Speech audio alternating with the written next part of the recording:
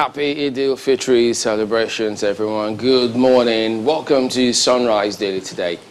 I'm Chamberlain, Uso. Well, it's a season, and you're welcome to it. I'm Ayo Makinde. Season. Yeah, it is a season. I almost lost track of that time. But you know... Well, you actually did, so... It can happen.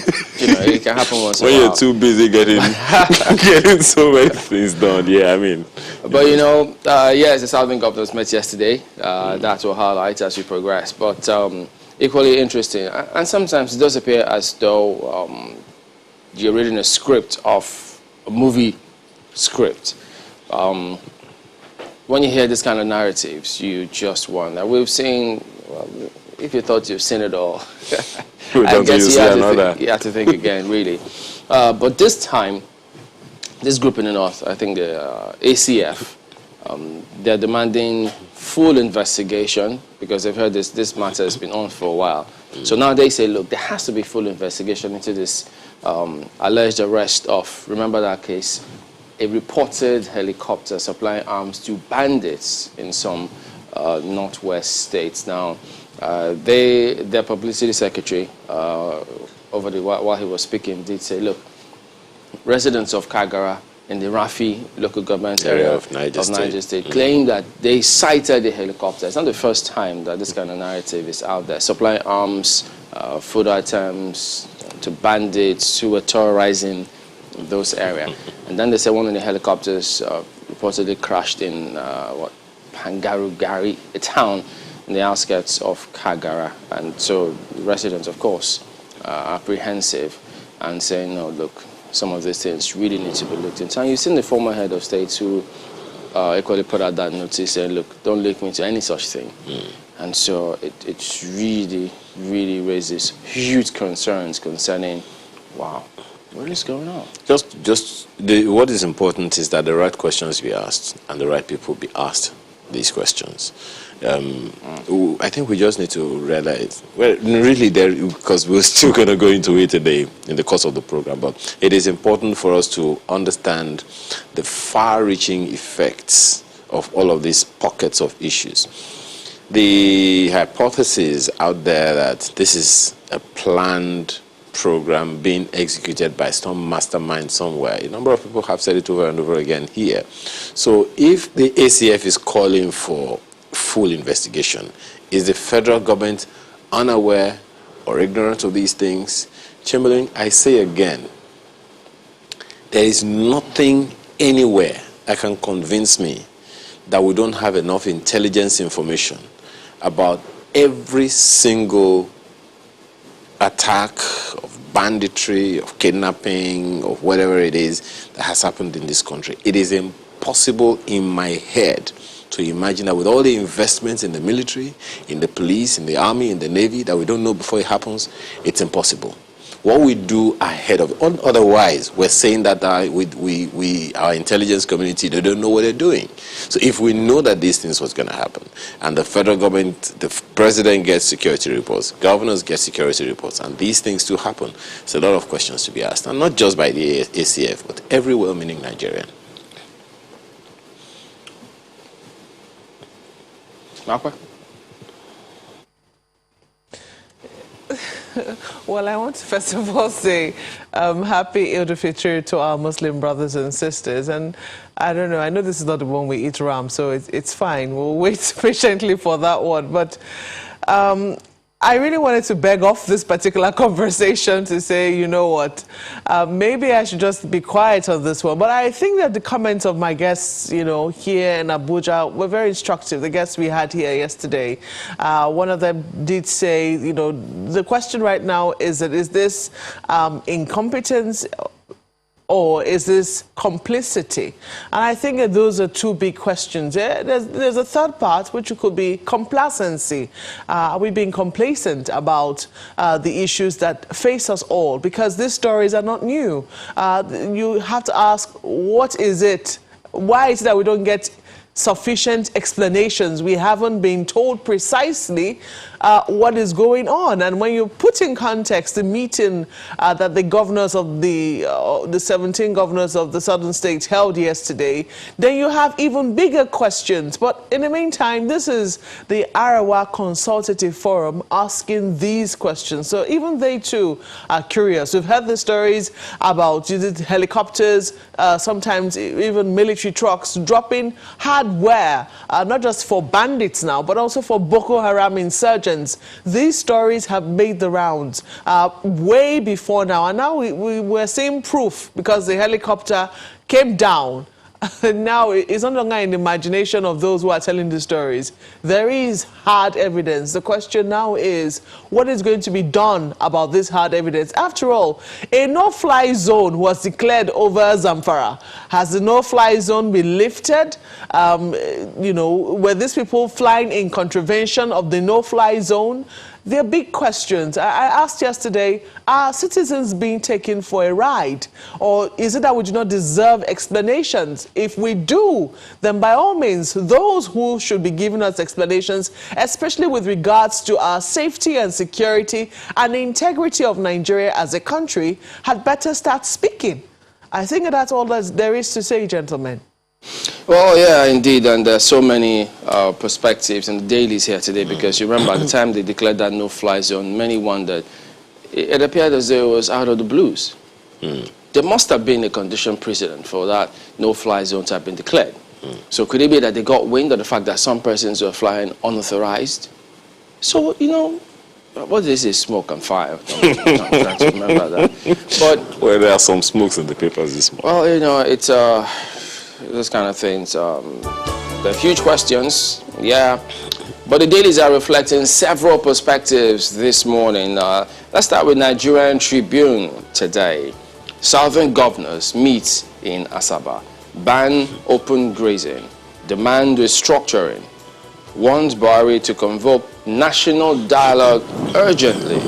So that's how it's going today on the front page. So they've got the highlights. If you look at that left-hand side beneath that lead story, you see those highlights are some of the key points which they raised there. So that's what you see right there. And then you see insecurity. We are considering restructuring, not separation, ascribed to the federal government. Says 40 terror financiers for prosecution, judiciary to be unbundled. Okay. The details on the inside pages. But I'm concerned about that first line. We are considering restructuring, not separation. Okay. Yeah, what does that mean? Yeah. Well, I guess perhaps if they read the story. And it's taking how many long? How many years long? For them to consider restructuring? Considering something that you championed before you got into power. And, you know, governments always tell us that, yeah, we will name those who are funding terror groups or Boko Haram. Now you see it again. It says 40 terror financiers for prosecution. So maybe while that is going on, you get to hear or see those names. And then, okay, I guess you see some of these other ones here. But yeah, Buhari approves new security measures for South, South, Southeast. Well, they didn't break that down. I thought they said it wasn't for public consumption. I say, why? Well, take a look at the back page. Yeah, Man City are EPL champions as Man U lose at Old Trafford. So, but in the meantime, Joshua Fury's mega fight confirmed for Saudi. Wow, what a matchup that will be. So something additionally to take your mind off all of the matters. So that is Tribune this morning. The Guardian newspaper is interested in the same lead as the Nigerian Tribune, only a different perspective. 17 southern governors ban open cattle grazing. That's how it leads. A few riders want Buhari to address Nigerians, organize confab on insecurity. Buhari unveils new measures for Southeast, South-South security. Mum on threats in North. Afenifere leader calls for president's resignation. PDP says Nigeria in serious trouble. We must pray now. Stories on the front page leads you to page 2. And right under the nameplate, foreign investors pull out 1.64 trillion naira from stock market over insecurity. Wow, that's quite some amount of money right there. Operators lament effect of social unrest on equities investment. Capital flight will persist unless FG prioritizes security, job creation, economists warn. That's what you have right there. Masop deplores presidential shoot-on-sight order in Southeast. Find that story on page 29 of the Guardian newspaper this morning. Okay. Well, let's look at Daily Trust for you, and they have this one. Southern governors to Buhari convene national dialogue. That's what's on the front page. Conference needless. That's according to Tanko Yakasai. President should honor growing calls. That's ascribed to maybe a Don. It simply says Don. The secessionist agenda. That's according to Abdullahi Adamu. Federal government okays new security measures for Southeast. South. That's also on the front page this morning. You also find a picture of the governors there. I've been counting those. See, 15 governors, at least 2 of them deputies. Wondering where they've been into. Maybe they didn't wait for the photo ops. Just maybe. Should look at the front pages, you see that this morning. APC tackles PDP over comment on anti-graft war. That's also there. And maybe we're celebrating a day too early. Look at this. Eid al-Fitr holds tomorrow. That's according to the Sultan. Some papers have reported that the moon hasn't been sighted just yet. But look at this story at the bottom here. How I was confirmed leader of Tijaniya, I think that's from ex-Emir Sanusi. I hope I pronounced that right. In case I didn't, you might want to check the front page of Daily Trust newspapers this morning. I don't know, for some reason, it's not popping up there. And you also see this very disturbing story. Heavy downpour kills 100 cattle in Plateau. We've already been warned by the Hydrological Agency. NIMET has also added its voice. I hope that we have put plans in place ahead. Well, in place for this rainy season, which is already upon us. It's not just ahead anymore. The rainy season is here. Let's leave it there for Daily Trust newspapers. I'll take it to Vanguard next. Insecurity. Southern governors meet. Offer a 10-point solution.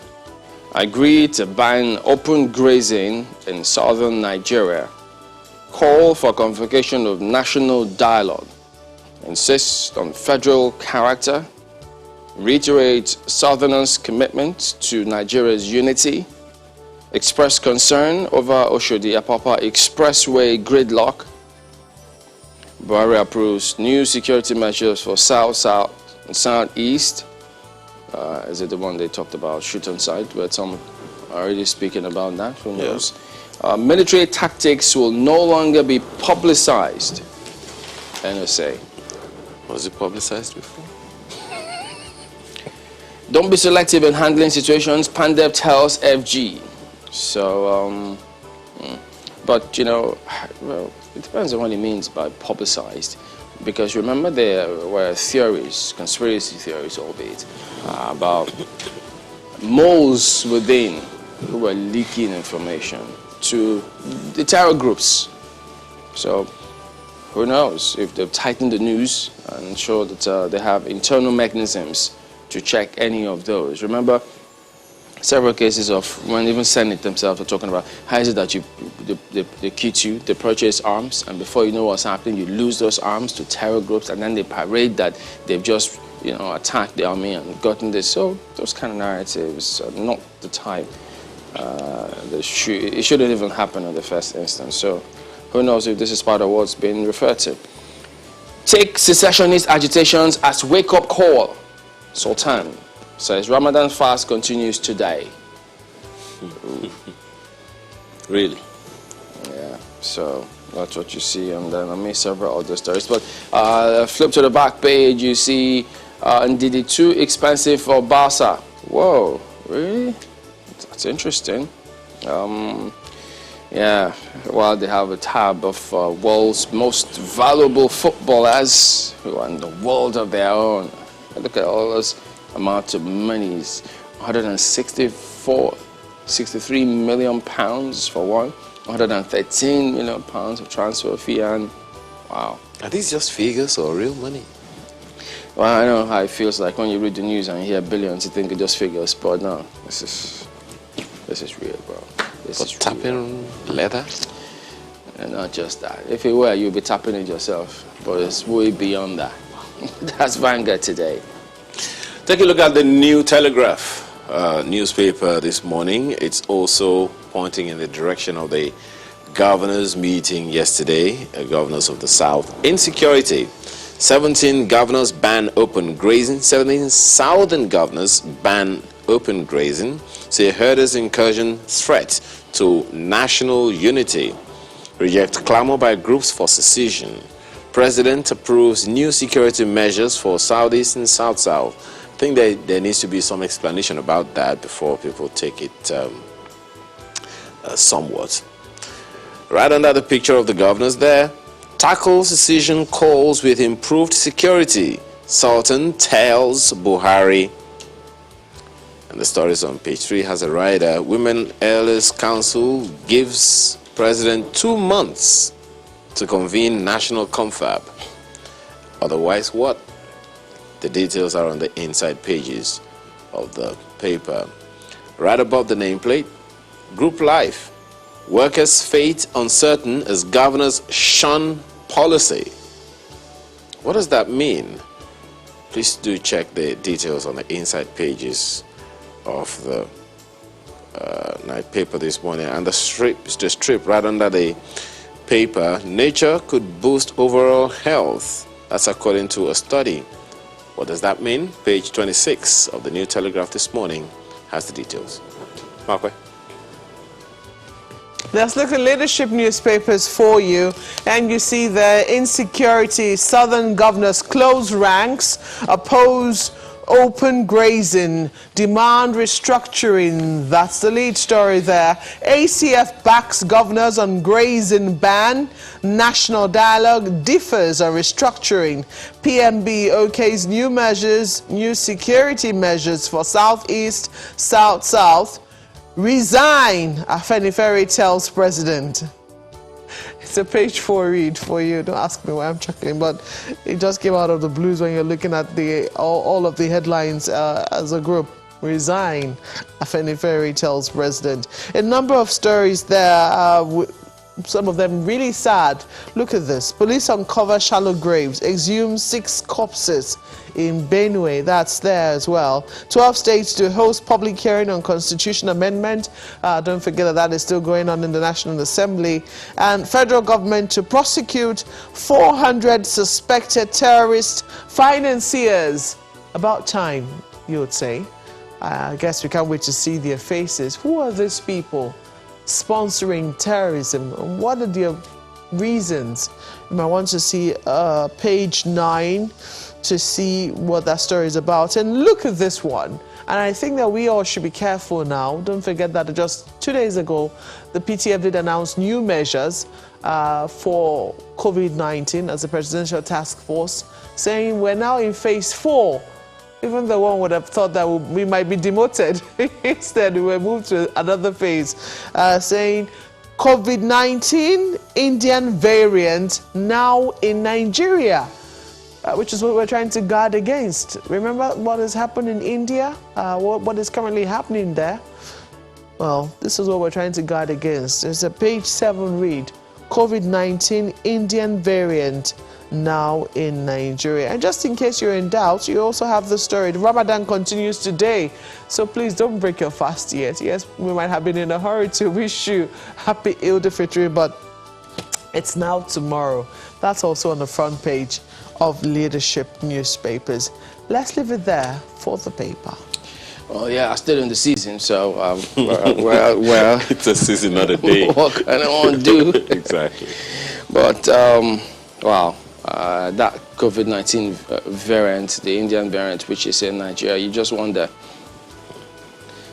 how we intend to approach this one, because, I mean, that concept of reverting to the previous measures of lockdown, many not just seem to want to welcome that, and they've got their reasons, economic reasons. No one, Chamberlain, nobody is looking forward to the possibility of a total lockdown. No one is looking forward to the possibility of a total lockdown. So we've got a challenge to handle that variant. So, but again, it goes back to something the General said yesterday, General Cecil said yesterday, about strategic communication. You remember what Dr. Roberts told us yesterday when we asked this thing? We'll be making all efforts to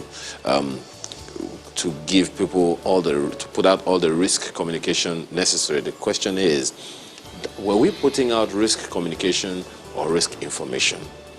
Because communication is always a two-way street. If people didn't get it the way we had it in mind, there was no communication. So, I don't know. It's a challenge. I've said this a few times. It's not enviable for anyone to be in government now. But you took the job. So they have to do it. You applied for the job, you got it. So, there you go. Look at daily times. They equally reflect the same scenario which the previous dailies have reflected about the meeting that happened yesterday. Southern governors ban open grazing, demand confab, state police, fair appointments, others. So that's how daily times reflect theirs today. And then, they equally have some just pockets of headlines which might interest you. You might want to just go ahead and see that one there this morning. But as you can see there, that is their big lead. But they've got one which is just slightly above that lead story, do they? So if you just look above that lead story here, Buhari, Osinbajo, security chiefs, others meet over violence and killings. Issues new measures for Southeast, South-South. So perhaps when they say they'll no longer publicize military tactics. But you know, the other part of this is there's a measure of some of those information that needs to be out there so people can know how to conduct themselves, what to do, what not to do, so that you don't have unscrupulous elements taking advantage of certain things. So perhaps that's where the communication bit also comes in, because now you hear people saying they deploy that shooter site order in the southeast. Which is what one of the papers have told us that MASOB is kicking against. But so you already got that information. Exactly. So it is important to clear the air on certain things so that people don't just go off, because the main shooter site order which the country knew is the one the president spoke concerning anyone who's AK-47. And none of that, well, the media hasn't seen, we stand corrected. We haven't seen any of such going on. So, but you know what's also important here to underscore is, you've heard of every security agent or a security analyst or consultant that we've spoken with have said one thing that we haven't really taken to heart, and that is, security is everybody's business. Question is, what is my role? People don't know. How much security consciousness have we put out there for people? People don't know. Many people do not know. What am I supposed to do in my own area, in my own safe, one-room apartment or two-bedroom apartment or estate or community? What's my role in ensuring correct security? People need to know all those things. And again, government has their job cut out for them. Nigerian News Direct leads with this one. FG to prosecute 400 suspects for funding terrorism. One paper you took the other time said 40. Yeah, I was wondering too. It was Tribune, so I thought, could there have been typo? Well, whichever one of them. It says 40 terror financiers for prosecution. So it might have been 400 instead of 40. Or it might have been 40 instead of 400. Well, two papers have said 400 this morning, so it could be 400. It should be 400. So that's it right there on the front page. And says, FG not overwhelmed by insecurity. Stories on page 2. So we have been able to identify 400 suspects. Yeah, it is 400, not 40. Question then is, what's next? Now they are suspects. Have they been arrested? We don't know yet. Oh, it's right there in the daily, so they should read it. Okay, exactly. So That's it right there on the front page of the Nigerian News Direct. You see the pictures of some of the governors of the southern Nigeria. Insecurity, southern governors ban open grazing, urge FG to convoke national dialogue. Find the story on the front page of the Nigerian News Direct. Right there. That ends a look at some of the dailies here today. So don't go away. We will be right back.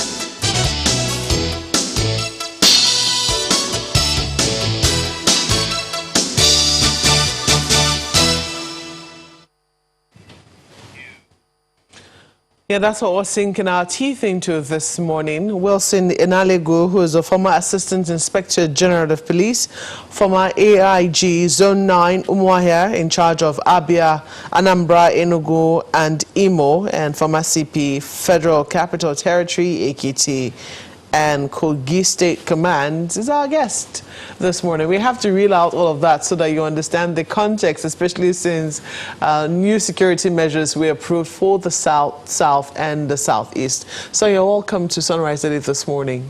It's a pleasure for me to be here. Good morning. Good morning. Well, when you heard that yesterday, the new security measures have been approved for the South, and Southeast. I don't know what your thoughts were with regards to the peculiar security challenges that they may face. I know that, increasingly, as the correspondent did point out there, our correspondent did say that, increasingly they're willing to divulge less and less of their tactics. However, what do you think the Nigerians can expect to see with the new security measures approved for those regions? I think the security chief said a lot, from the IG to NSA and the Chief of Defense Staff. They said a lot. They said before. If you listen to them, if you listen carefully, of course the situation in the Southeast is very troubling, and South. Police officer has been attacked. The correctional center in Owerri was attacked. The police headquarters and several police stations and checkpoints, military, customs, police have been attacked. So there is a need to stop this ugly trend. And so you've got to give assurance to the people, especially the officers. They have to be safe. They have been attacked left, right, and center. Therefore, something got to be done. And so they talked about intelligence. And it all goes about partnership. And I'm sure they are going to, like your people in Lagos stated, that security is everybody's business. These guys who attack police stations, police checkpoints, military and all that, they come from our communities. So I think they will be thinking about building partnership so that you can nib in the bud and intercept these planned attacks on officers. So I believe that whatever measures that have been taken, the priority, first of all, is to stop attack on security forces. Because these are people that have pledged and committed to serving our various communities, giving them safety and security, and they are being killed.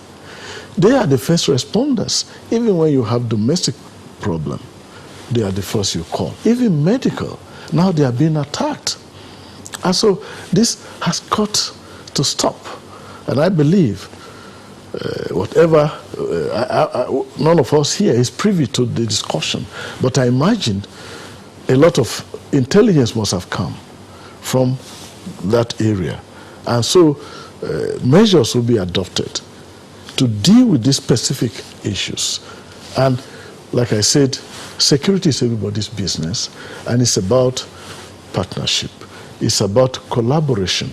It's about getting the communities to support the security forces to be able to stop this attack so that we can have assurance. Because people will say, oh, if the police headquarters where it can be attacked, then I'm not safe in my home. So there is a need to give hope and confidence to the populace. So when you have security meeting, the type that it doesn't just take place in a vacuum. It takes place based on certain assessment, and this threat assessment must have been brought, and measures have been approved. There are normal security procedures, but it's very urgent, and something's got to be done. You know, they might not have said much yesterday. Well, you say they said much. Yeah. But to journalists, they use a lot of words to say as little as could be said, as little as possible. Yes, the NSA talked about lifting people out of poverty and the drivers for violence. He mentioned how they intend to, I think they want to get a handle on the drug problem. You know, it's a big issue, but you know, even though he didn't quite say it, unemployment and poverty are drivers for conflict. That's true. Nonetheless, I think even though he mentioned things around it, they didn't quite say what it was that they were going to say. But we heard from the Minister of Information yesterday, who said that, you know, attack on security personnel is a declaration of war on the state. So, and that such an attack will be met with overwhelming force.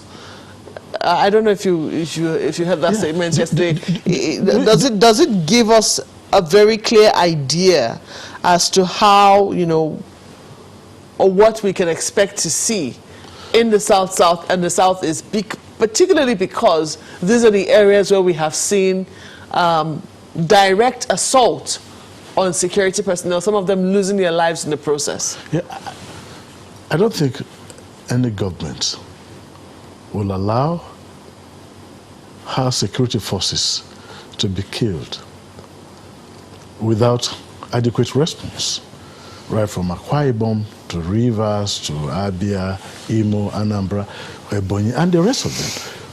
Several officers served in Rivers, in Akwa Ibom, and so I believe there has to be a robust response, and that this cannot continue. So the shape it will take is clear. First of all, at the tactical level, the officers got to defend themselves.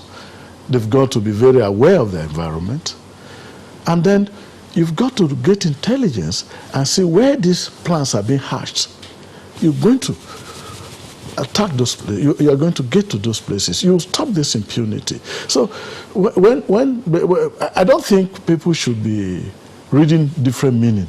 It's just that where are the people planning this?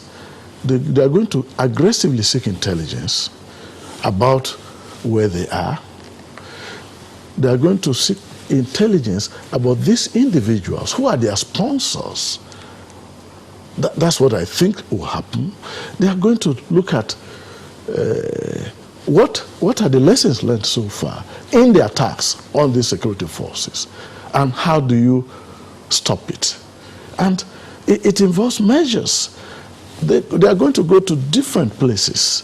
You see, when you talk drug, that is why the issue of drug comes in. Where do they assemble? What is that propelling force? What is that motivation? How do you take it out? And so it is, and then basically it's an advice to all law-abiding citizens to cooperate and collaborate with the government and security agencies, that we cannot allow this to happen. And that is why, I'm sure you get to another point. I don't want to go ahead of you.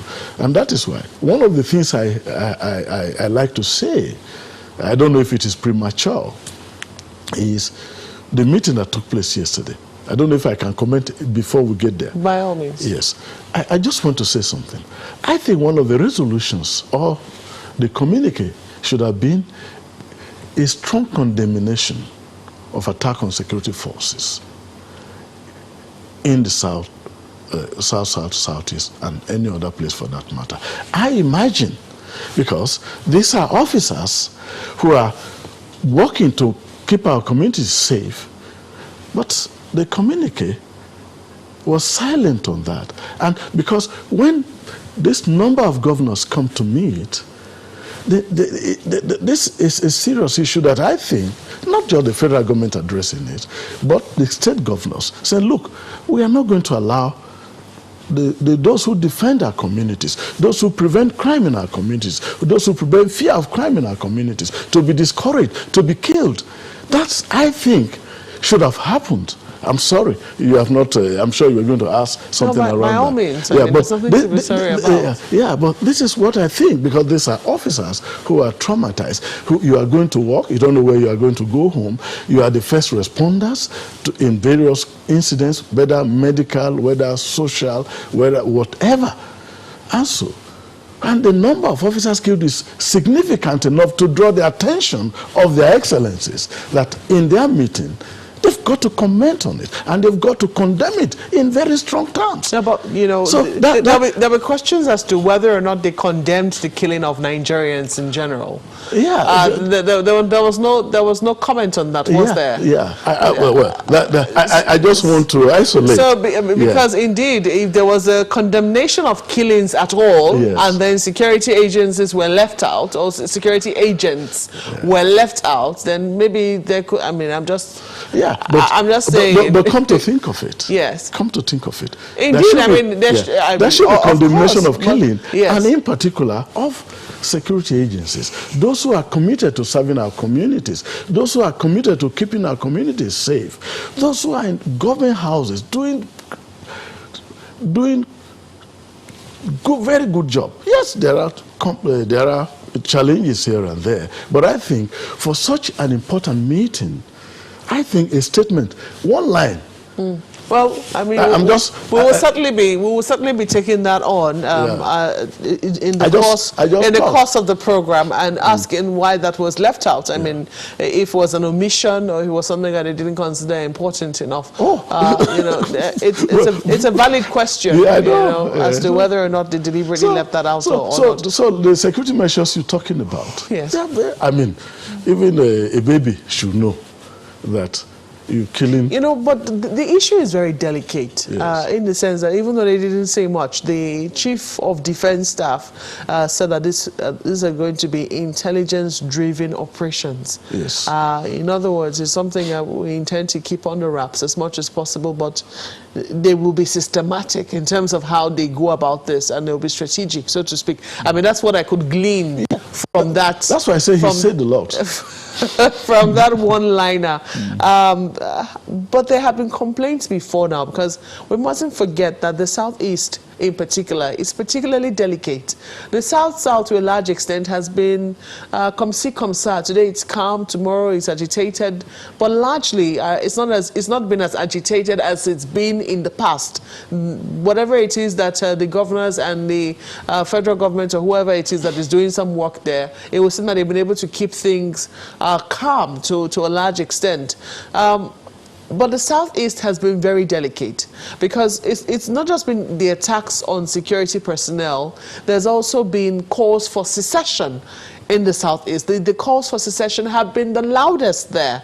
And we have also seen militia now come up as a result of that, asking for secession. And don't forget that before now, politically, the Southeast has always said that it's been marginalized. They have talked about how the people have been largely left out of government. And it would seem that every time that there have been attempts at raising this politically or otherwise through the secessionist groups, the force of the federal government has been overwhelming in dealing with whatever threats they perceive in the Southeast. So there has been that call, or there's been that talk about how the other security challenges in the country have not been visited with as much force as what they have seen in the Southeast. So do you think that this presents a peculiar challenge for handling the security situation in the Southeast of the country?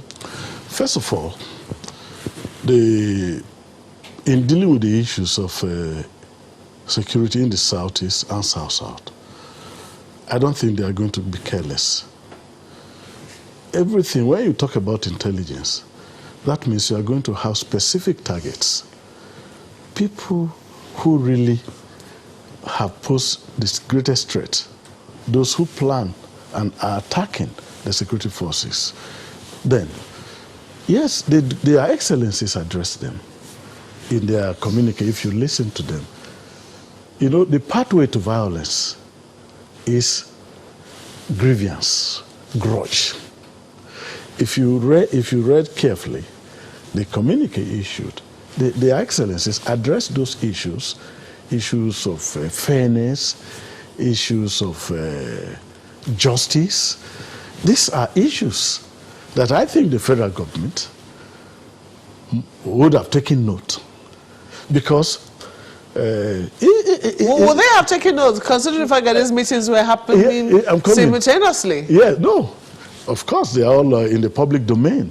And when I say they take note, these are issues, they were only aired collectively by the southern governors yesterday. But these are issues that we have talked about: justice, fairness. I think they listed about 4 of them in that communique. And once these are issues that must be taken on board, because the pathway to violence is somebody has a grievance. Yeah, I will not accept. And you take it lightly, it can flare up into violence. Therefore, my advice to the appropriate authority is to sit down with the people who are raging this agitation and find ways. But my concern is about the attack on officers. And I tell you one thing, the issue of job is a very important issue, because it directly leads to poverty. If you don't have a job, no means of livelihood, I'm not talking of just white-collar jobs, but creating that enabling environment in the various sectors of the economy, particularly in agriculture, like the ban on open grazing, has provided an opportunity for engaging youths in producing hay, for example. If you go to Jos, the Wanko, they have a lot of cattle. They don't go open and go everywhere and graze, but they produce very healthy cattle. So it's quite good. And from there, they have the skills to give to farmers. And so I am thinking that when you ban, you produce an opportunity. That means you produce hay cheap, grow them, because the weather in the south supports growing grasses that you can use. So the situation is very desperate about jobs. When they say an idle mind is devil's workshop, that's what we are seeing at play. So we've got to create opportunities for people to be meaningfully engaged. Otherwise, the law enforcement action alone is not. It's impossible for law enforcement action alone to stop insecurity.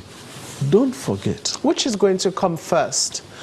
Because the measures to tackle unemployment usually take a while to yield fruit. Yes. The feelings of alienation are currently immediate and real. Yes. The feelings of insecurity are also immediate and real. Yes. The attack on security personnel have happened for quite a while, and it's something that the federal government ought to respond to as well. How do you think that the federal government will tackle these immediate issues without alienating further the people who already feel aggrieved? You see, one of the things you ask for in leadership, when you find yourself in a situation, some of these things could be perception. Therefore, I would even expect that you commission to give you a factual or empirical report. These are the things that are in the public domain. There is a perception of injustice, a perception of unfairness. It doesn't take too much, I think, to look at these issues. Do they really exist?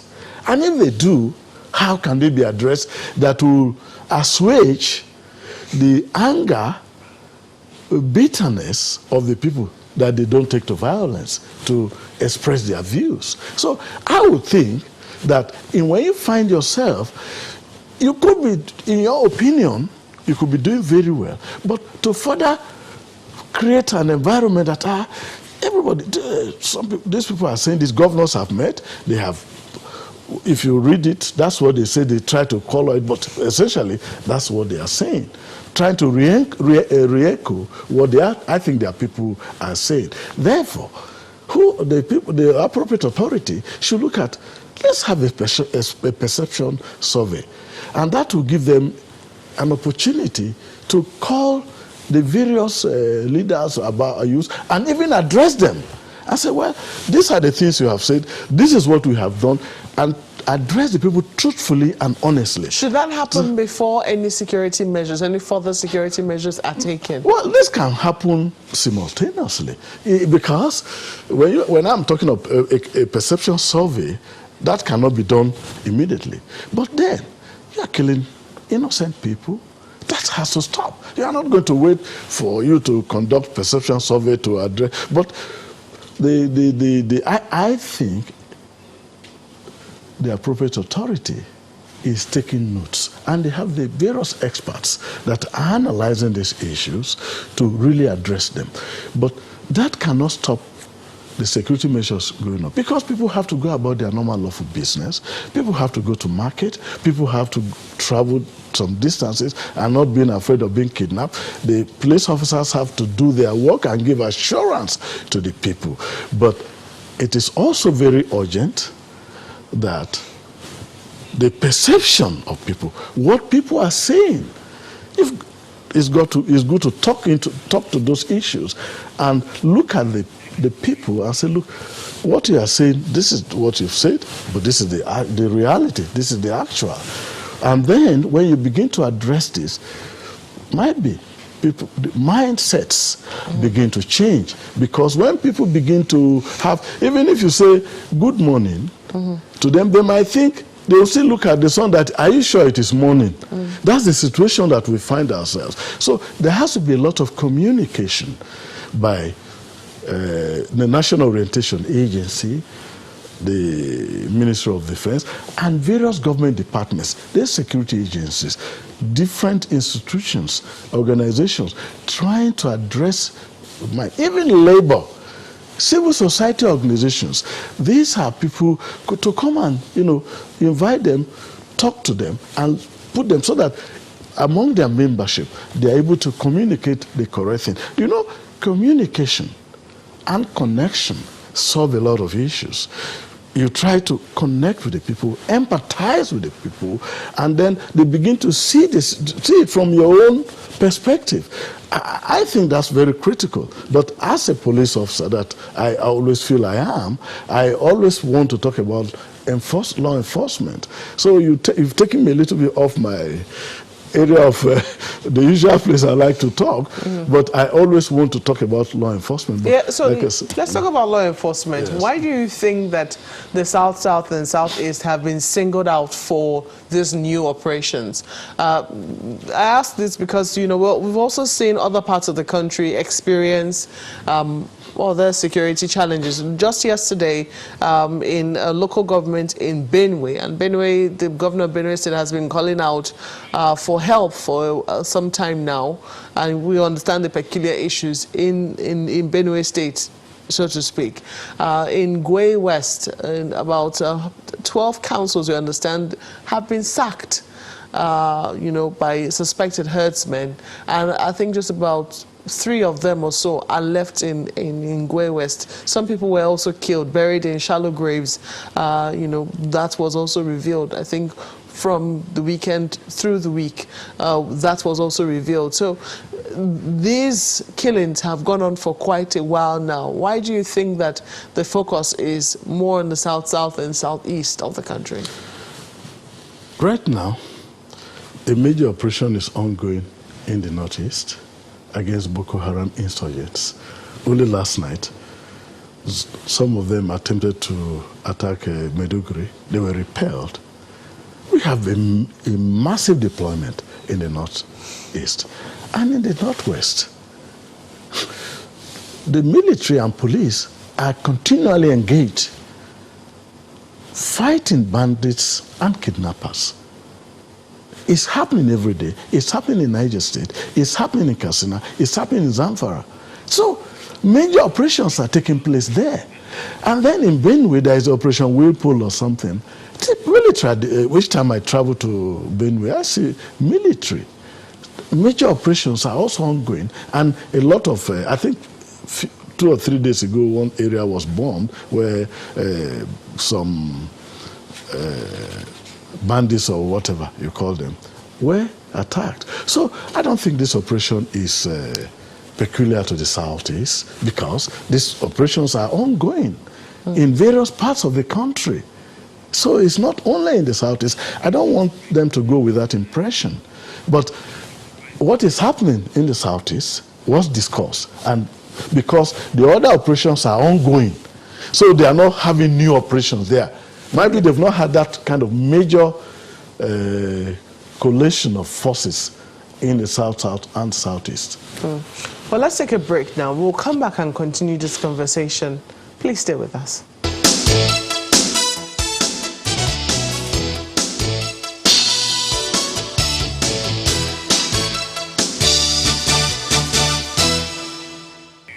It's our closing moments with our guest, Mr. Akeredolu, in our studios here in Abuja. Just as we wrap up now, just asking you, what are your thoughts, though, on the meeting of the governors of the South, beg your pardon, of southern states yesterday? I think it's a good thing they came together to discuss issues of urgent national importance with focus on security. But like I earlier said... Yeah, you wanted them to condemn the killings on security agents. I think one of the things they should have done is condemn the killing of security agencies. That I think should have happened. That will create assurance in the mind of the security agencies that, yes, their plight is source of concern to their excellencies. That's one. Two, the situation we are is desperate. There are no jobs. And there's a lot of poverty. One of the communiques should have been measures taken to address issues of poverty and insecurity in their respective states collectively. I know they are doing a lot. They are doing a lot. So that's also important. We've got to look for ways of creating jobs. But they might have, because there's also this part that talks about the chokehold in Papa Wharf here. I think this is number 8. Now, resolved to foster cooperation among southern states and the nation at large. They expressed the concern, I think it's number 9, expressed concern on the continued gridlock on the Oshodi-Apapa Expressway and the chokehold it has exerted on the nation's economy, being the sole outlet from Apapa Wharf. The meeting therefore recommended the activation and establishment of ports in other states of the Federation to create new jobs and promote socio-economic activities in the country. But if I were, I'm looking at a situation like this. Open grazing is banned. That's a lot comes out of banning open grazing. It means those who are rearing their cattle, they need to get foliage for their animals. So you're seeing even more opportunities. Yeah, more opportunities. I'm looking at. Do you have any fear? I mean, the fact that some people have also said, oh, they're demanding this is, even though they didn't say that, and that is they are very, very clear. They affirmed that the peoples of southern Nigeria remain committed to the unity of Nigeria on the basis of justice, fairness, equity, and oneness and peaceful coexistence. You know, so I mean, they did say that unity is also at the forefront of what it is they're discussing, but there have been fears that why the South, after all, the security situation I made allusion to that. It's not peculiar to the southern governors. Yes. Do you think that there's any why the affiliation amongst the southern governors? You have any? Sorry, come in again. Why the meeting between southern governors? Do you think you could have added some northern governors, especially since the concern is about security? No. You see, when the issues of security are local, they start from our communities. Now the southern governors have met. They've issued a communique. The northern governors too can meet. So they will have a meeting point where they will all come together because the challenges are quite similar. Do you understand? So, but the point I am making is, every governance at every level, right from the local government to the state and federal, must understand that you've got to give hope to the youths. And you give this hope by creating jobs. Yes, Apapa gridlock is there, but I'm talking of the individual places. And I said, banning open grazing creates enormous opportunities. So, and this should not be issue of politics. This should be handled truthfully, honestly, pragmatically. That, I think, because once you begin to take the youths, graduates, others out of the streets, you are going to have less challenge. That's what I think. And I also, that there were some governors who, during the NSAS and all that, did issue of security quite well, even though they may not have condemned it. And I'm sorry, but Rivers State, I read in the papers, they compensated families of officers who were killed, and I think also Lagos. That's commendable. But I'm not saying they've not done anything individually, but at such a significant meeting, that statement would have created a kind of reassurance and would have also added to the measures that have been taken. But what I want to say, it is important that misconceptions are promptly corrected so that people don't go with the notion that something like this is happening. You've got to create reassurance, create hope that we are part of the whole political and socio-political arrangement. That's also very important. And that's why I talked about communication and connection. Again, demonstrating empathy. I think all this within a few weeks, I believe, when there are truthfulness to each other, these things are going to be addressed. I think so. Well, we have to thank you very much for sharing your thoughts with us this morning. Mr. Wilson Inaligo is a former Assistant Inspector General of Police, former AIG Zone 9 Umuahia, in charge of Abia, Anambra, Enugu, and Imo States. We have to thank you so much for coming on Sunrise Daily this morning. A pleasure is mine. Well, that's it for the segment. Sunrise Daily is going to continue in a moment. We'll be asking, perhaps very shortly, were security agents deliberately left out of that communique issued by Southern governors yesterday? Just one of the things that we'll perhaps will be posing very soon. Find out who our next guest is shortly. Please stay with us.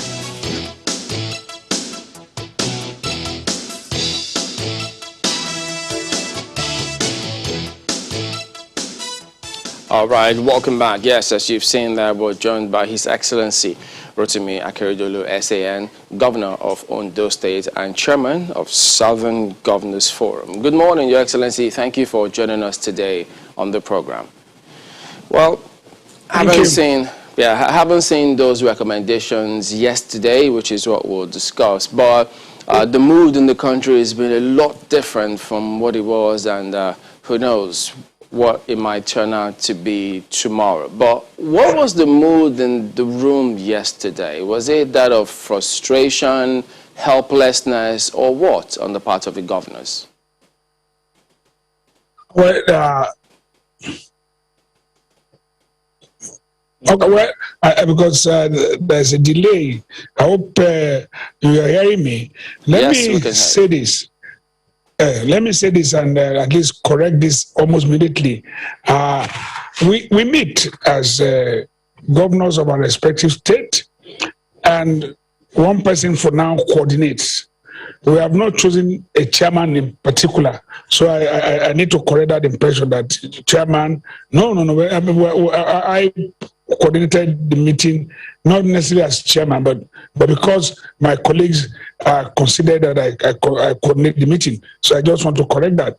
Now, on the mood in the room, I was really surprised. Seriously, I mean, because I believe because it's taking us time to return to the desk to meet and discuss on matters that affect us. We have always had Southern Governors Forum meeting that attended in Lagos before, but because it has taken us time, everybody was eager everybody got committed. Everybody was, it was a convivial atmosphere. Everybody was happy with each other, and we discussed honestly as brothers. And I think it was a wonderful thing to have all of us from different political parties, at least 3 major political parties were represented there. That is APC, PDP, and ABGA. All of us were there, and we discussed as brothers. We put behind us our political leading, and I think it was a wonderful development. That's also very interesting, Your Excellency, given that, as you very well know, the various governors have met in their various regions. Was there anything that was there any point at which you disagreed on anything, even if it was silly, if I can use the word?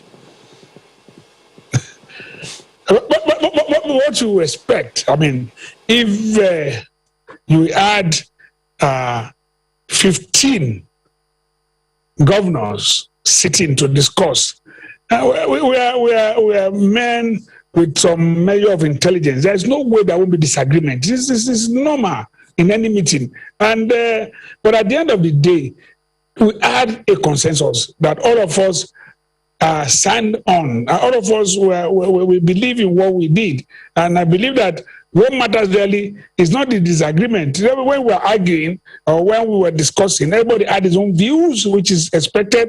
And at the end of the day, what matters really is that we were able to reach a consensus, and that is what we have in our communique.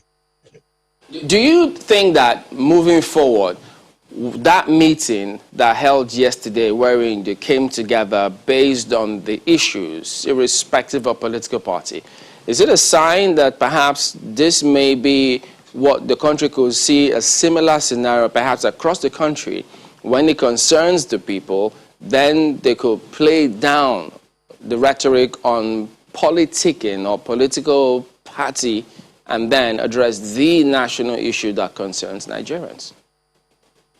This is what we expect, because really, as you know, we had a virtual meeting in which all of us attended to before we had this physical meeting. And what really I believe has come out of this is that we all believe that it is this country, it is our people that we represent. Their people have no coloration. We political parties belong to those of us who belong to the class, the political class. The people where we are representing, the coloration does not matter to them. What matters to them is their good. So I believe that what really we did was to meet for the good of majority of our people. And I think across the country, this will be the pattern. It should be the approach, so that all of us, no matter what political party we belong to, we can meet to discuss genuinely and honestly with ourselves as to matters that have to do with our people. I'm really looking forward to that, Your Excellency, because I remember once, before on this program, we asked a question similar to what Chamberlain asked, and your response at the time was that, you weren't happy that governors don't always speak with one voice. So it is interesting that this happened such that, Southern governors spoke with one voice. So do we expect the same thing to happen across all regions of the country, such that no political sentiments, no regional sentiment, no ethnic sentiment, everyone will speak for one Nigeria? You looking forward to that, and how?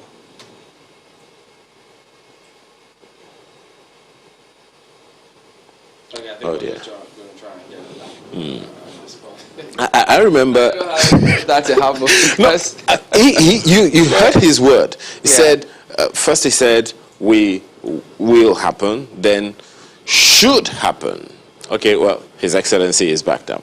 Yes, so Your Excellency, apologies, we lost the connection for a bit. I said it's interesting that you say that you're expecting that all governors will speak with one voice eventually, because I remember once before on this program when we asked you about the possibility of that oneness among all governors in Nigeria, especially at the Nigerian Governors Forum level, you said you weren't happy that all governors don't always speak with one voice. So in this new spirit of what you talk about now, how do you see it happening that all governors, all across the 36 states of Nigeria will dump political interests or sentiments, ethnic sentiments, regional sentiments, and prioritize the Nigerian region?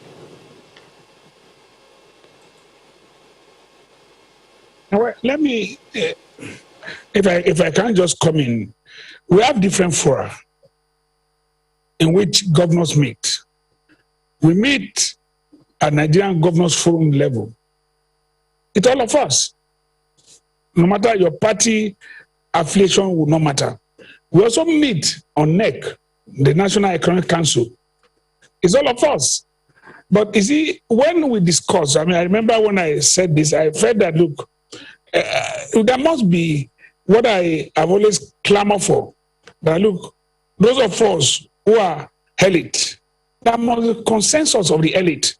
Those of us who are governors, there must be a consensus on issues that affect this country. And that's the only way we can take this country from its doldrum.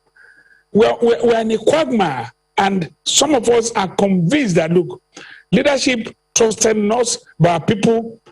This demand that we all come together to work in the interest of our people. And I believe that, yes, in the North, we have the Northern Governors Forum. They meet.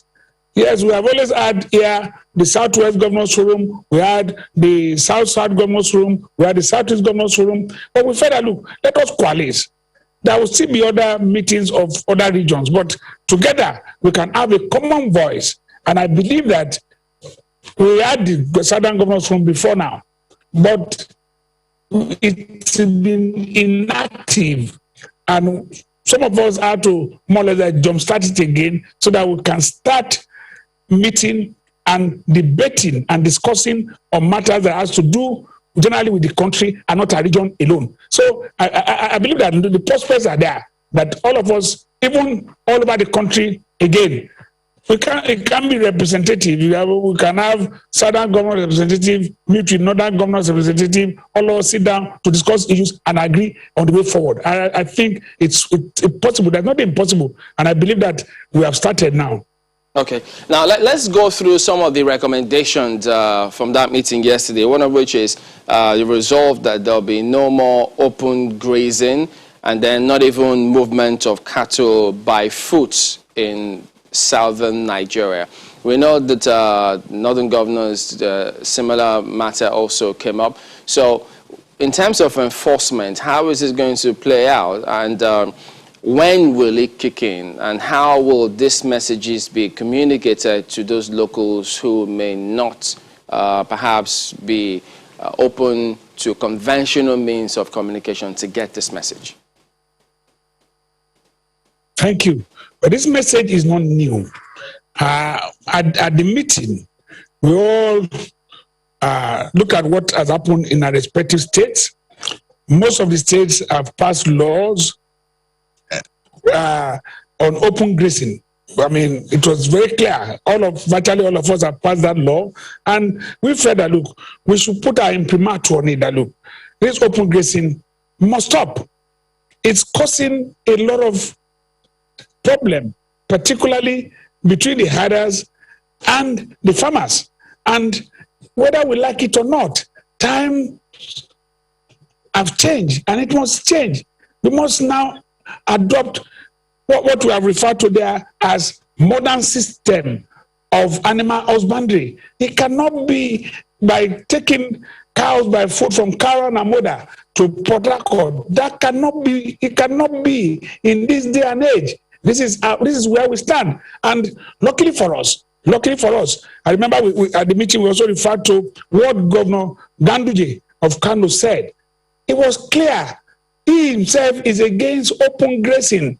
He says it does not augur well, and the herders are not also, they don't even benefit from it because there's no development. There is no, your children are not going to school. You are exposed to danger. Do we love these people? Do you love the herders? Do you love those who are involved in animal husbandry in this country? If we love them, there must be a change, and it has to be deliberate. And that's why we said the federal government must come in deliberately to assist these herders.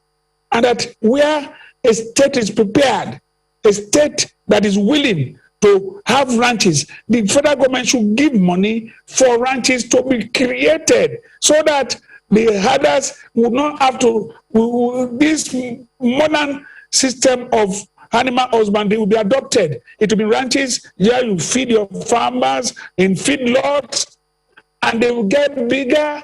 People will come. We say, look, we are prepared. Lagos don't have much of a problem with herders, but they are the largest consumer of cows in this country. Over 60% of cows are eaten in Lagos.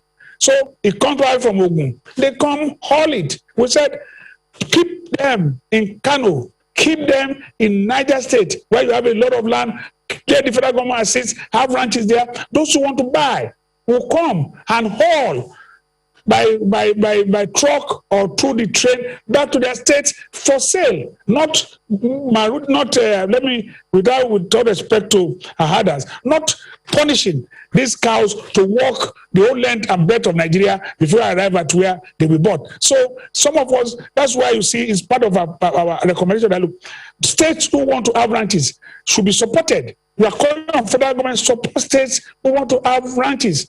And part of what I would call initially in our meetings was that federal government should give about 5 billion to states who want to create ranches. It doesn't matter. Any state who wants to do it, let them do it. If we are interested in Ondo, we'll create ranch. And we have a ranch and everybody can come. It could be owned by Odua itself. So it's owned by us, and we can have cows and even crossbreed. So at the end of the day, the cows that comes from here, there will be competition. The cows from Ondo State, whether it's Muturu cow or whichever cow it is, whether you call it Ondo State cow, is bigger and people want to buy. They come and buy. So this is where we are. Well, Your Excellency, it's interesting that you raise the issue of ranching now, and the part of the federal government, state government will come to it. And I don't know if you can answer this one in about 2 minutes before we take a break. But what happened, perhaps it would be a good question to ask now. What happened to the ranches that were across all of the states before now?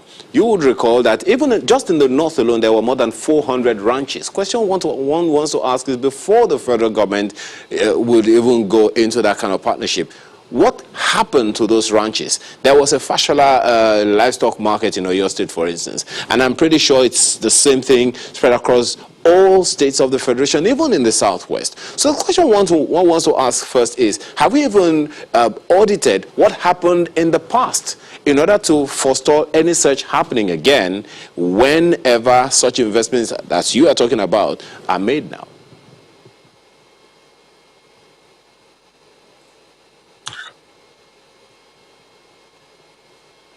Fair enough. I hope I'm still with you because I didn't hear the latter part of your question. But if I can at least assume I had the earlier part, I can just draw it as to say the question really is about what happened to ranches that we had before. Yes. It's a very important question. They were abandoned. That is it. Nothing else happened. We had ranches in Ondo State. We had in Auga. So they were abandoned. And one or two other places. I remember one of the reasons why we had problem with one of the ranches we had in Ondo State, in Akunu, or that because it belonged to Western region and it was taken to be part of assets that was transferred to Odua. And Odua never bothered about it. So the place was abandoned. But as I said, we'll get Odua back. If they say it belongs to them, fair enough, come. Let's get money from federal government, open the ranch and operate it properly. And if they say they don't, then it's a land. We'll take the place back. It was acquired for that purpose. We'll take it back as a state and will now cooperate with federal government or get money from anywhere else or invite investors to run these ranches. So they were all abandoned all over. Everybody did not look at it. We would have gotten to this state now where we have this problem, this gargantuan problem that we're trying to solve. So if ranches have been maintained and developed, so for now, I think it's better for us to go back to it and develop it. Well, it was all abandoned on previous governments. All right, Excellency, we'll go to break, but when we return, we'll look at several other parts of the recommendation. Please join us again.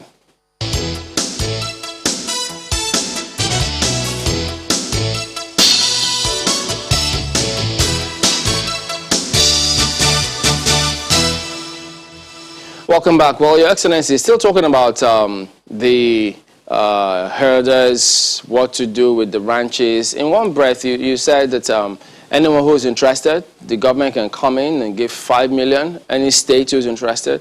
And then I also heard you say any individual who is interested can also come in. But, you know, the debate at that time when the National Livestock Transformation Plan was making the rounds was that many were wondering how this is going to work out. Should governments be giving money for a private business to be set up?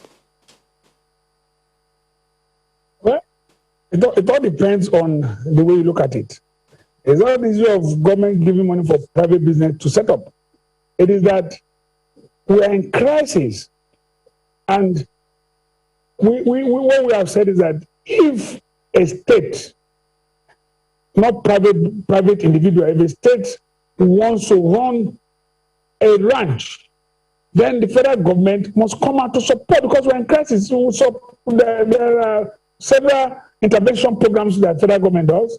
It's not even 5 million we are talking about. We're talking about 5 billion naira. So that is not money to federal government to support a cause that will promote peace in the country. So, and the point is that there must be a way to monitor and ensure that the money is channeled towards what the purpose for which it is given. So I don't believe it's putting money in private hands. But we have said that in addition to that, there are states that can interest investors, private investors, who want to do it for purpose of making money. Why not? You interest private investors who want to open or operate ranches, or who want to have what is referred to as feedlot. It is possible for you to have feedlots, but it's not. That means it's not as big as a ranch. But you have grass that grows within how many days or so that you bring there. People come there, they buy and feed their heads. So it's quite possible for individuals who want to establish that, and we are not against it. So the point we are saying is that that issue has been made before, that the federal government, in the light of the crisis that this situation has brought, that states, Kano, Niger, other states, even including if there are states in the south who want to establish ranches, federal government must come out to support, so that with all those ranches, this crisis of having to transport cows by road and they destroy farms on the way will come to an end. All those clashes will come to an end. So there's nothing wrong in it. All right, because we're just looking at precedents, because what was a guarantee that who knows what may come up tomorrow, and a different group will now perhaps say, well, we're equally in crisis now, so government should also support this if they did it before. And this kind of script has happened before. It happens, but the point is that the government will assess every situation.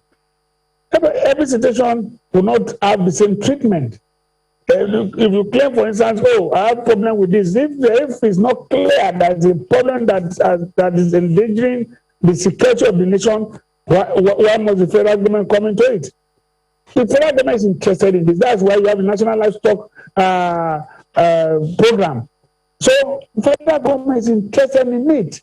Everybody is interested in it. We know this is a large-scale crisis that has led to insecurity in the country. The federal government must take interest. Anybody can come up. When we had, with all respect to our brothers, when we had the problem in the South, federal government came into it. So what stops it? There's nothing stopping it. The problem is getting to a stage in which the need for federal government and state government to come together and find solution to it. And all agree that no open grazing. All of us come to agree.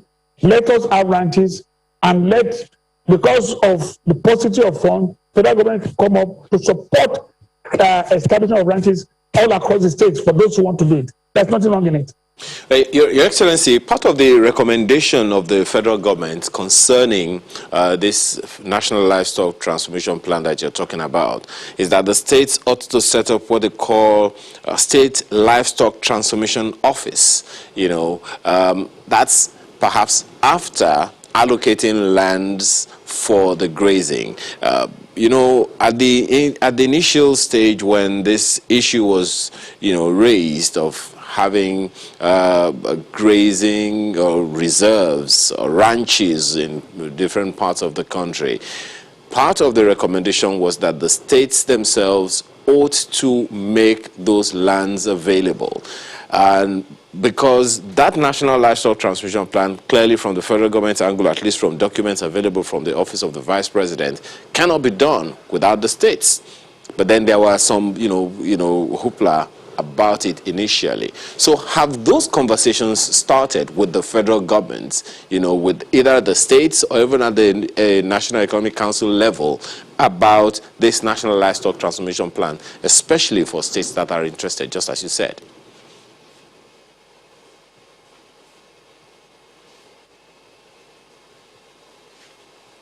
If you are hearing me, I add your question to some extent, but I believe that you are right.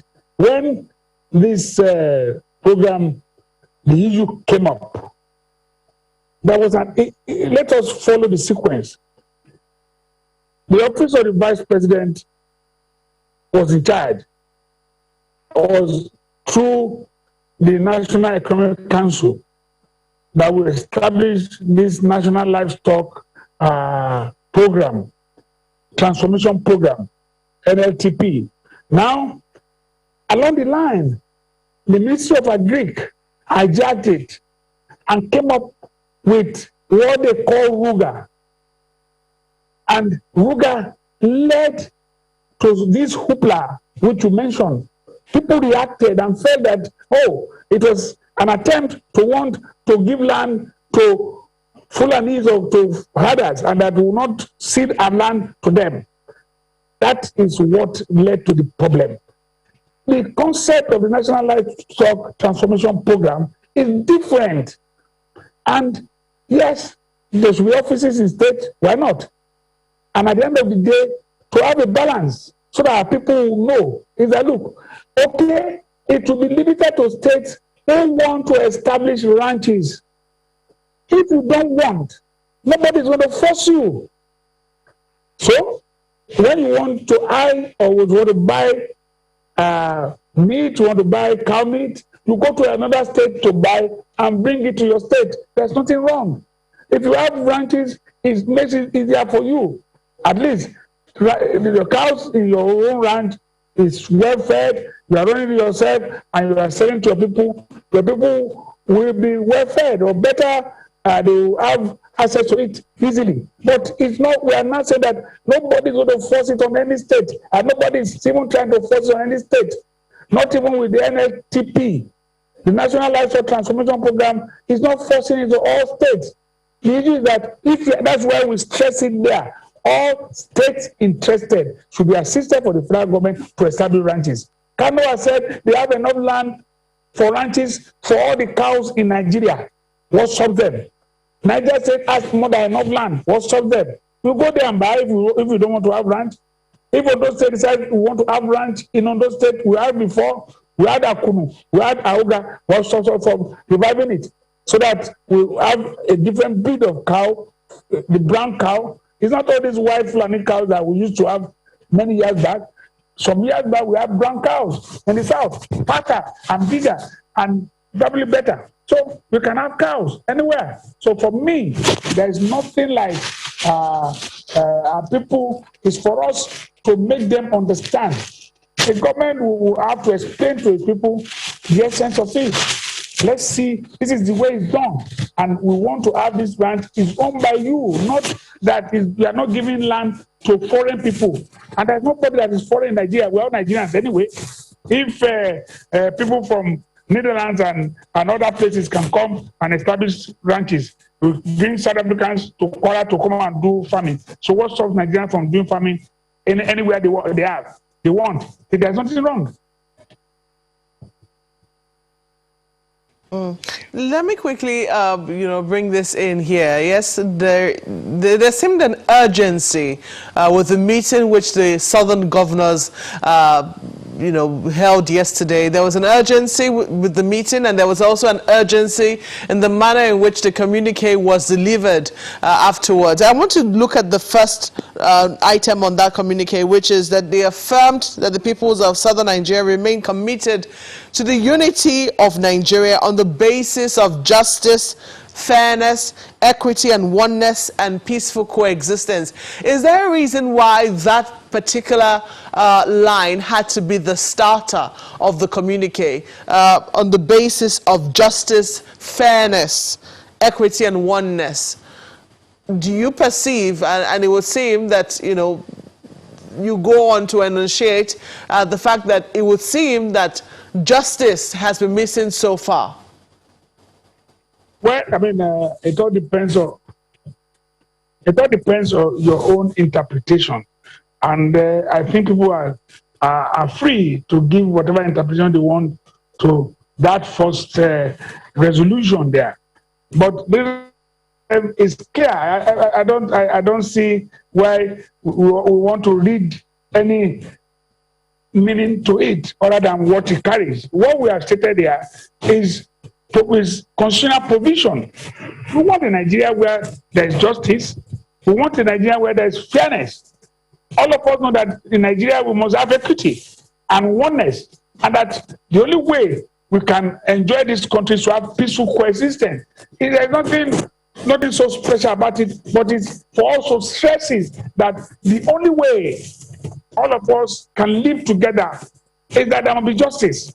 If there's injustice anywhere, then everybody is injustice to everybody. If we don't treat ourselves fairly, we are looking for trouble. So all of us believe that, look, whatever it is that we have done, if it's not been done to be fair to others, can we say it is fair to the next person? Can we say there's equity in what we did? If we have done anything that is not that, we are saying search our conscience again. There must be introspection. This is to address the future and call on us for introspection. If there are things we have done that are wrong, let us correct it. That's why we have said this.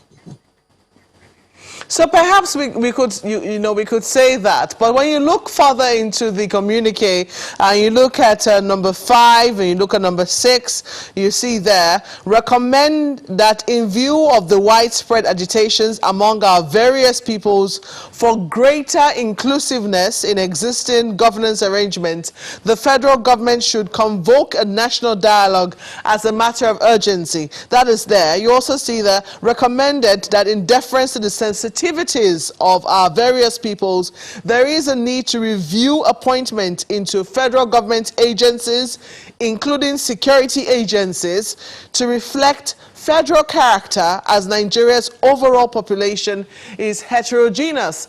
I mean, these lines are something that has been on for a while now, especially in the advent of this government, or with the advent of this government, that nepotism and federal character has not been very well reflected in appointment. Is that, I mean, that definitely is the feeling of Southern governors as captured in this communique, isn't that correct? Well, I mean, as I said, everybody will give different interpretation to this communique. But the communique is clear. I mean, we are not running away from what we have said. What we have said, you have made reference to what I would call 6 and 7 of our communique. It is true. We are saying that, look, we are saying that we must have full compliance with the provision of the constitution of this country. The constitution of this country says that the federal character must be respected. And a number of us at that meeting, because we took very close look at the agitation of our people, and we had to make sure that it's reflected in our communique. Most of our people are so agitated about this inclusiveness. Our people are agitated about some appointments that they believe do not reflect federal character. And that's why we have said in those two portions of the communique which you quoted. We are talking about what our people are saying, and we are elected by them, and we have to carry out whatever their feelings are. So we deliberated on the current agitation in the country, and we came to that conclusion that our people feel that it might not be only in this house. There are people probably in Middlebelt that might feel the same way. But we are sitting as southern governors that look, there must be inclusiveness. The most federal character must be respected in appointments. And if and as we said, that look at this, let the federal government look again at the appointments they have made, in particular where you talk about security agencies, and at least review it to reflect federal character. We're not running away from that fact. It must be reflective. If it's not, and some of us believe that it's not there, so why not reflect federal character? It is for the people of this country. Interestingly, I think this just came up now, the Southern senators have commended and endorsed the resolutions of the Southern governors, and they're asking you to work with the National Assembly for optimal results. Now, you have asked for a conference. You want the federal government to convoke a conference. You're asking for restructuring also as a matter of urgency. Do you think that you would be willing to work with the National Assembly where possible to achieve some of the things that are some of the items on the communique which you have listed? Let me, thank you.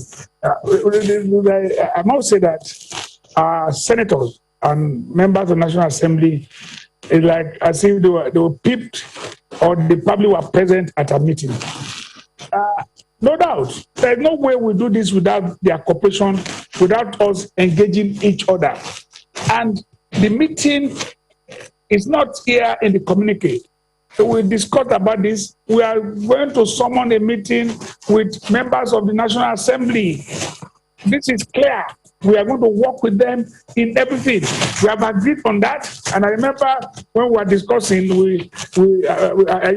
I know my colleagues will not mind if I say this. When we were discussing, everybody said, okay, who will sponsor? Is it the state where we hold the meeting? So everybody said, no, let every state sponsor his own legislator to come. So it's something we discussed. We discussed it even yesterday, that we are going to have meetings with them because there's no way we can achieve anything without their cooperation, because a number of issues we raise here are something that will lead, that will need a constitutional amendment. We are raising the issue of state police. Yes, there's no way it comes up. It's not by decree. And I know that we have a bill that is there now that has been considered. And a number of things here would need probably executive bill to pass, to go to the National Assembly, and National Assembly will have to pass it. So we need their cooperation. And I can assure them that we are not doing this alone. It's either we come, if the mountain cannot come to Mohammed, our Mohammed will go to that mountain. We will probably hold the meeting in Abuja if you cannot get all of us to meet together in a state. So why not go to Abuja? Legislators there, we can go there, all the governors will come there, we'll meet to discuss. We cannot do it without them. Your Excellency, I mean, statement credited to the Minister of Information, incidentally, Mr. Lai Mohammed, did suggest that the federal government is considering restructuring, not separation. But the meeting equally said that urgent and bold steps be taken to restructure the Nigerian Federation, leading to evolution of state police, review of the revenue allocation formula, and several other items. So some of these things may not or cannot be done without reviewing the Constitution. So is that what the meeting wants, or do they want what some people want, which is a new constitution, as it were? So what restructuring would you like to see?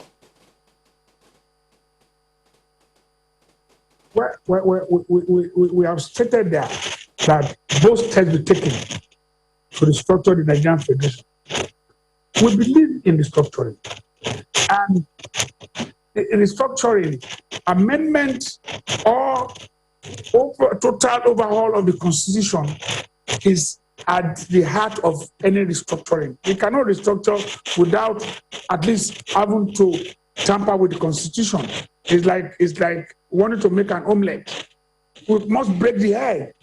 The Constitution is like the egg; it has to be broken for us to make an omelette. And we believe that the Constitution we have now is not serve a good purpose.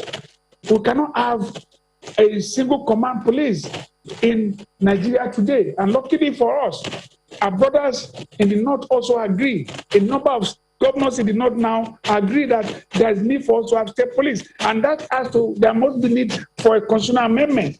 But when we talk about the national dialogue, what we said at the meeting was that, look, many things have been put together from so many conferences, so many constitutional review. Everything can be put together. A group of people can meet. That's the dialogue to discuss this about restructuring and come up with a paper that the federal government sent to the National Assembly to be the fulcrum for the amendment of the Constitution. That's why we call for national dialogue. Let everybody be part of it. I know, yes, those who are in the National Assembly are representing us. I am not saying they are not representing us. Every state is being represented there. Every local government is being represented. Or if maybe two local governments have been represented by one person. But everybody is there. Yes, in addition to that, for us to have a more voices and more effectiveness in the issue of amendment of the Constitution, there must be a national dialogue. Let people meet. Let us discuss. All of us, review those previous recommendations. There's nothing we are talking about now that has not been said. There's nothing new. People have spoken about, in many years back, people are talking about state police. We are not saying something new. People are talking about fiscal policy. People have spoken about revenue allocation formula several years back. It is allocation formula that the states believe is not in their interest. It is too much in favor of the federal government, that more money should come to the state, and let us know how we run it. Because if a state is going to run, we are going to have a state police now without the review of the allocation formula. It is not possible. We cannot run a state police. So if we are taking that off the federal government and we have a state police that has to be effective, then there must be a review of the revenue formula so that money will come to state to be able to run it. So all this is what we are talking about, that we get to have a national dialogue and agree and now get an executive bill. It will now weigh more and give to the National Assembly for proper amendment of the Constitution. Your Excellency, there is something that I don't know how you're going to address. It would seem very, very interesting that members of the ruling party are complaining about the way things are going as everyone else. But I also recall that in the First Republic, it was like the leadership of the party monitored the manifesto of the party as they run government, with which government is run in the interest of the nation. It happened in the First Republic. Even in the Second Republic, I remember that one of the ethos that the party, the UPN, for instance, championed was free education. And every state where UPN was in government, they had the free education program. The party was monitoring to ensure that in terms of governance, they were doing what they promised to the people. But this time, same thing in the Third Republic, such that the national party was the national chairman of the party is usually very, very strong. But now it would seem like the APC made promises to people and is not keeping it, and even members of the APC seem to be complaining. Now, what would you say now about the manifesto of the APC and the promises made on the platform of the APC as opposed to governance now? And what do you think needs to be done so that the position, the manifesto of the APC in terms of governance is effected as promised?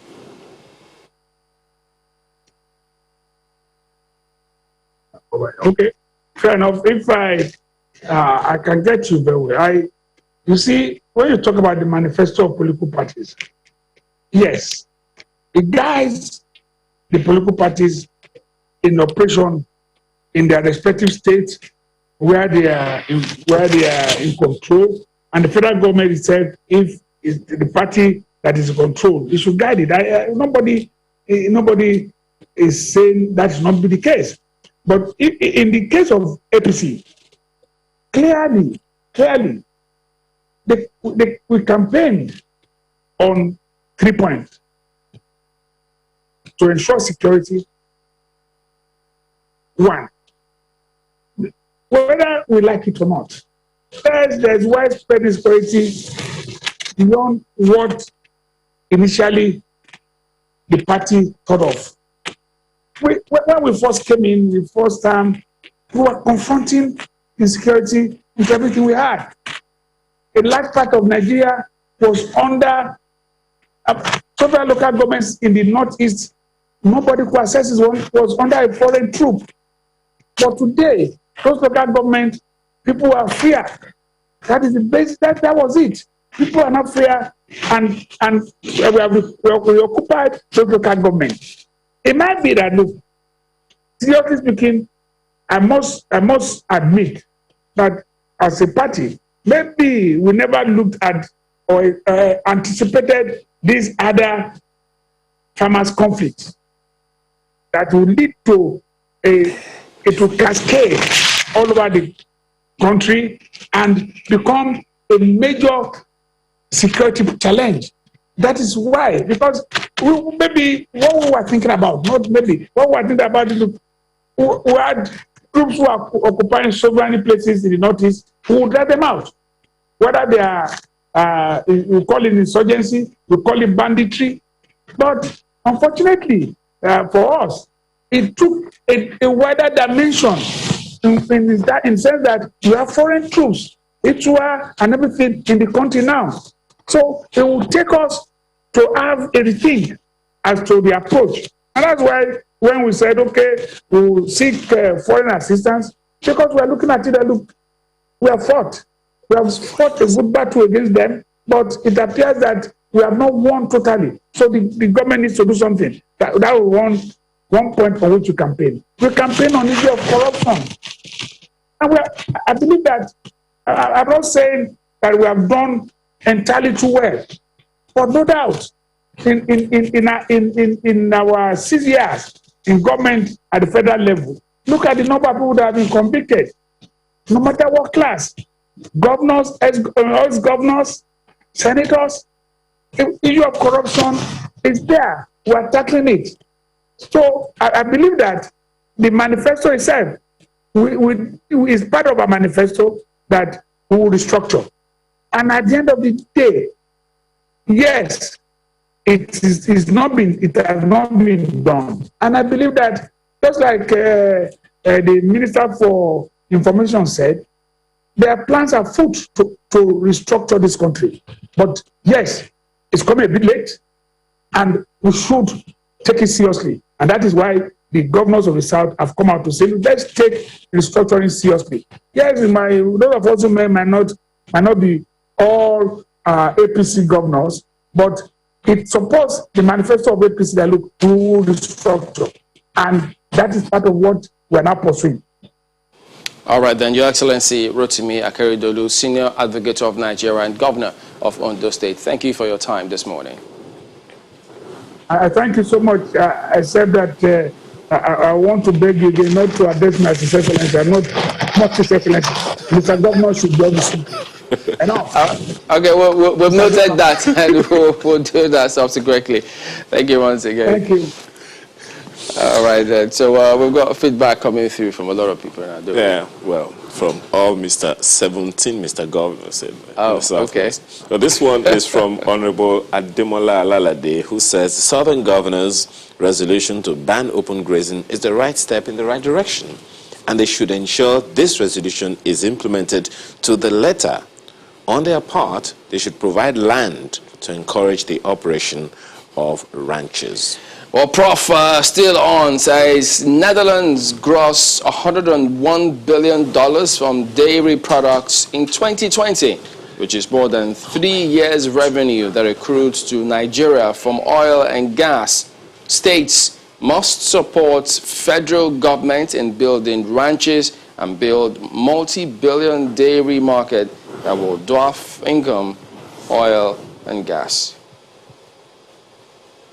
Well, Andrew Alola, we see this one, says, although the southern governors are gradually coming off their coma very late, kudos to them, and hoping to see a more formidable groundwork emanating, I want to believe, from their communique. And Akomodu says, open grazing in Nigeria is not only archaic but dehumanizing. If livestock owners love herdsmen, they should support the call to stop open grazing. Southern governor's decision to stop open grazing is creative.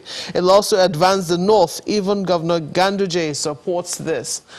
Well, that's all we can take today from your comments. Thank you so much for being a part of the conversation this morning. I'm Maokbe Ogun Yusuf. And I'm Ayo Makine. Happy holidays. Well, I'm Chamberlain. So, well, I think tomorrow we'll wish them the Eid al-Fitr. wish. Yeah. All right. Thank you for watching. We'll see you next time.